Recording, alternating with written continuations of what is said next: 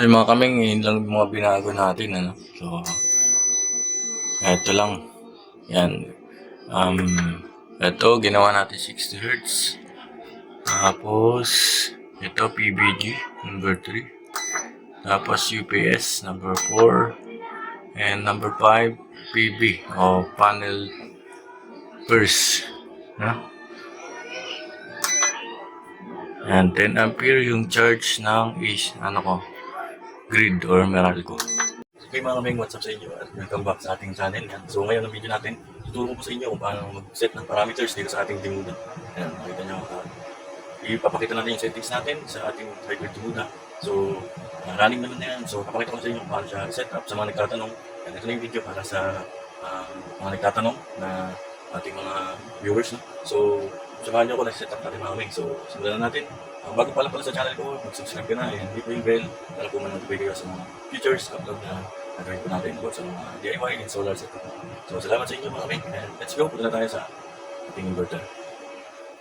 Okay mga kaming, dito na tayo sa ating inverter. No? So, isi-set up natin siya. So, ang kailangan natin mga kaming, yung manual. Ito po. Kunin yung mga manual nyo kasi nandito yung mga setting. So, ngayon, kailangan natin manual. Hindi natin siya itatapon. So, nandito kasi yung mga sagot dun sa mga tanong nyo or yung makikita nyo dito yung mga parameters ng solar nyo. So kung ano man yung inverter nyo, huwag nyo itatapon yung manual. Napakahalaga ng manual. So dito nyo kasi makikita kung ano settings yung nakabaguhin nyo. No? So ito nakaset up na kasi ito. So i-reset ko muna. No? So i-reset ko lang saglit. Mga kaming, i-reset natin. No? So sa mga gustong mag-reset or nakalimutan nyo yung mga default setting na gusto nyo baguhin, gusto nyo bumalik sa default setting niya, ganito lang po yung pag-reset mo. So, nandito tayo sa manual. So, sa number 26, reset factory setting. No? So, naka-off siya. So, i-on na lang natin siya. No? So, tapos, ay nakalagay dyan. Surface display. Basta i-on natin siya. Punta tayo sa number 26. So, paano pumunta doon? Press nyo lang tong enter. Hold nyo lang. Tapos, lalabas yung 1. Ito yung 1. So, 26 na kailangan natin. Hanapin natin yung 26. So, ito, nakaset up ko pala ito mga. I-reset ko muna para makapakita ko sa inyo yung mga binago ko na setting. Punta tayo sa number 26. 26. Yan, naka-off. So, yun natin. Para ma-select natin, enter lang uli. Tapos, down button. Yan. As on na. So, tingnan natin kung bumalik sa dati. So, hindi naman. So, kailangan siguro natin siyang patayin. Okay, patayin ko muna. Okay mga kaming, bumalik na siya sa default. No? So, factory default setting.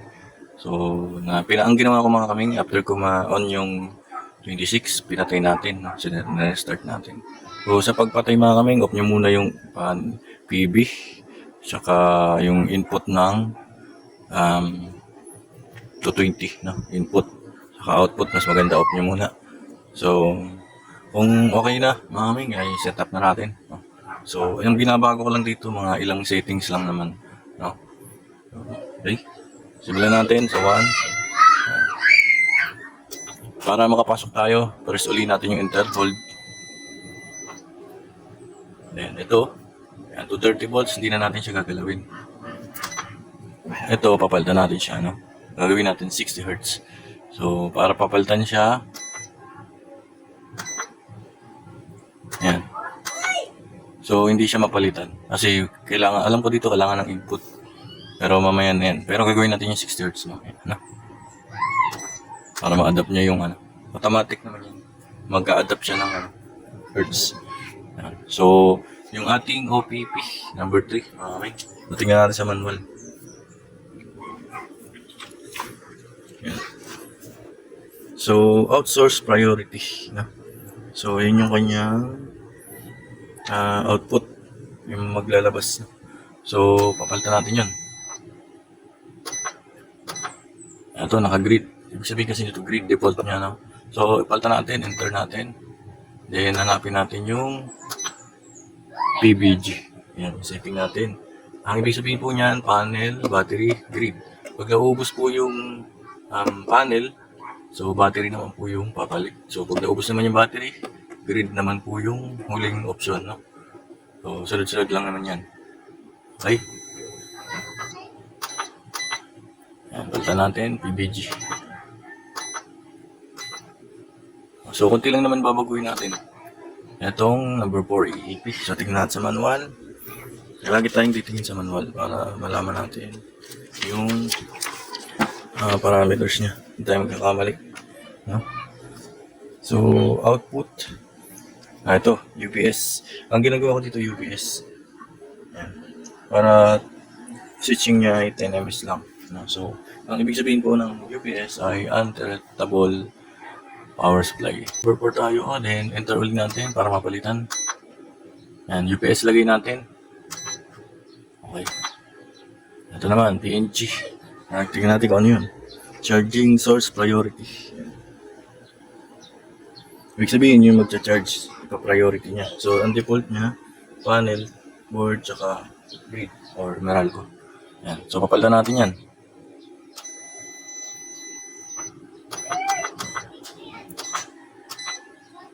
Yan, PNG, palitan natin ng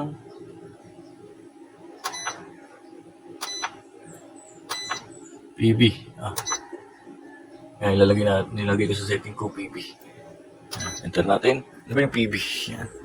Ito po. PB, panel board first. Yan, ibig sabihin po. PB. Yan. Ayan yung ano natin. Mauna yung solar panel natin bago yung grid. No? So, siya yung mag-charge. No? Pagka naubos na yung panel board, lilipat na sa grid. So, para makatipid tayo, yun yung setting na ginawa ko. No? So, dito naman sa number 6, ACC, 40 ampere, number 6. So, charging current. So, ito yung charging current niya. No? Ng Meralco. Grid charging current. Ibig sabihin yun yung grid, charging current ng grid. So, ilalagay lang natin doon. Dito, number 6, charging grid dyan. Ang lalagay ko dyan, siguro 10 na lang. Ayan. Gawin natin siyang 10.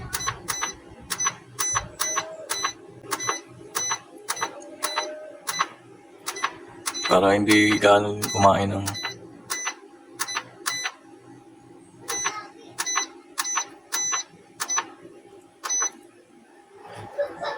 yun lang. No?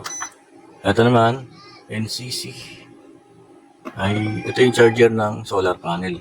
Yan. Yan yung charger ng MPPT2 battery. Yan. So, papalitan natin siya. Gawin natin sa 70. Yan, 70 ampere. Yan. Makikita nyo ulit yan sa manual.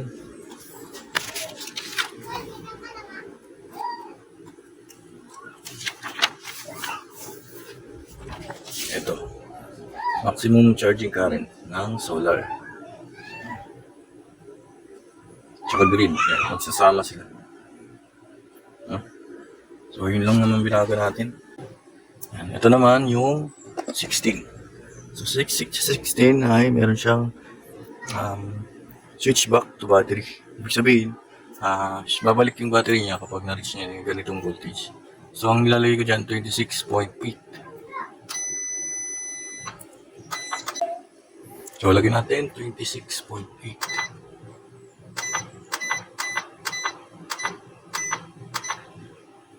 Then, enter. So, 17 naman, yan. 17, ito yung type ng battery. So, kung ano yung type ng battery nyo, sa akin ay LiPo4, lithium-ion phosphate. Ayan. So, ito po. Dapat alam nyo yung battery type ng inyo. No? So, lalagay natin dito. So, battery type. So, ilalagay ko dito ay user defined CUS. CUS yung harap. Yan. Para mapalitan, enter lang ulit. Hanapin natin yung UCS. CUS pala. Sorry, CUS. Yan. So kung pwede din naman kayo mag-lithium, hanapin nyo lang tong lithium battery. Okay, ito natin. Para ma-customize ko yung voltage kayo magsiset pagka ganyan. So ito 18, 21. Ano ba yun? Low voltage. Yung pinaka-low niya. No? Hindi na natin galawin yan. 19. Shutdown voltage naman. Hindi na natin gagalawin yan. 20. Constant voltage naman siya. O, wala na tayong gagalawin. Yan, after po natin mag-set ng mga setting. So, i-restart natin yung ating inverter. No? So, patayin muna natin. Ito mga kaming nakaka-on na siya. No? So, papalitan natin yung frequency. So, tignan natin kung mapapalitan natin. So, hindi siya mapalitan. Kailangan talaga ng input. So, bubuksan natin input. Ito yung pinaka-input ng inverter. Easy yan po. Terminal ko. Pupunta dito sa input. Ayan, may input na siya. So, subukan natin palitan.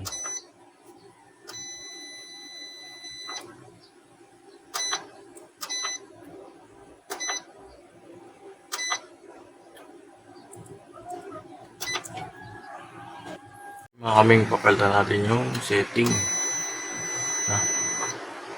So, yan, gawin natin 60 Hz. Ayan, 60 Hz na siya. Para palitan yan, enter nyo lang. So,